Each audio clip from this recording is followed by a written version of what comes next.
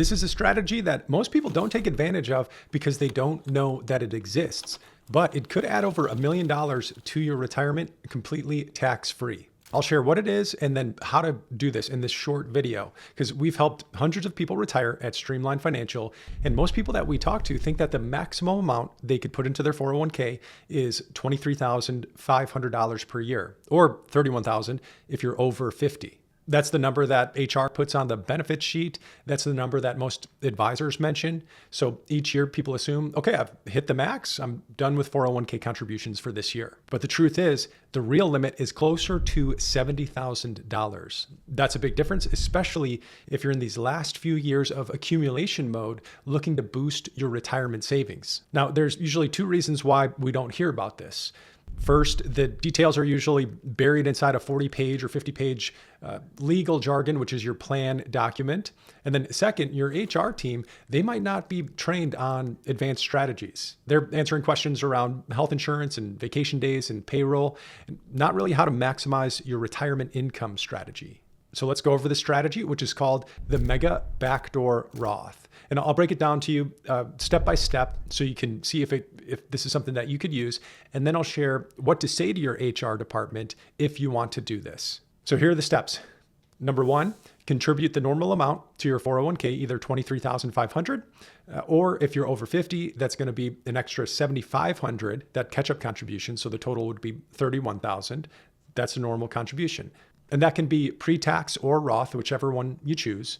Then step two is your employer, they're going to add the match, right? Hopefully they've got a match. So they'll add, let's just say they add 10K on top of it. So you're either at $33,500 if you're under 50, or you're at $41,000 if you're over 50. And step three, this is where most people stop. But your plan, they may allow you to put in additional after-tax contributions.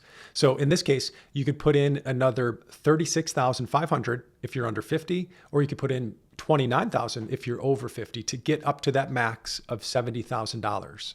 Now, here's where the magic happens. If your plan allows it, you can immediately convert that money, those after-tax dollars, into Roth. And then once it's in Roth, all the growth from that point forward is going to be tax-free.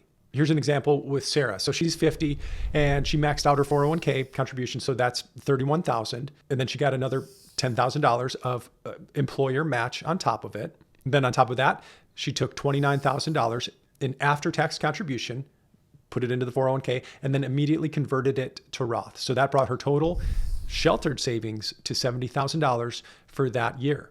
And if she did this and worked for another 20 years, over 20 years at a 7% return, that extra contribution alone could grow into over $1.35 million, all tax-free. And if you compare that to putting the same dollars in a regular brokerage account, so the non-Roth account, just a regular brokerage account, you'd be paying tax every year on dividends and interest and any capital gains.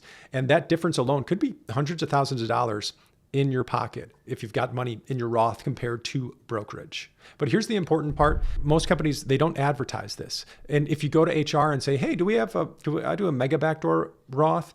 They might not know what you're talking about. So instead, the exact question you want to ask HR is, does our 401k plan allow after-tax contributions with in-service withdrawals or conversions to Roth? That's the key phrase. That's the thing to ask them. If they say yes, then the next step is to figure out the process.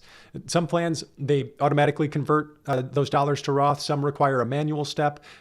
Some move money into a Roth 401k. Others send it to a Roth IRA. So each step has slightly different benefits, but they're all usually better than just leaving the money in a taxable brokerage account if you really care about boosting the Roth account that you have. Now, a couple things to consider is the strategy is not for everyone. You do need to be maxing out your regular 401k contribution first, and you need to have the cash flow to make sure that those extra contributions you can put into your 401k on top of that. So you need to have the cash flow.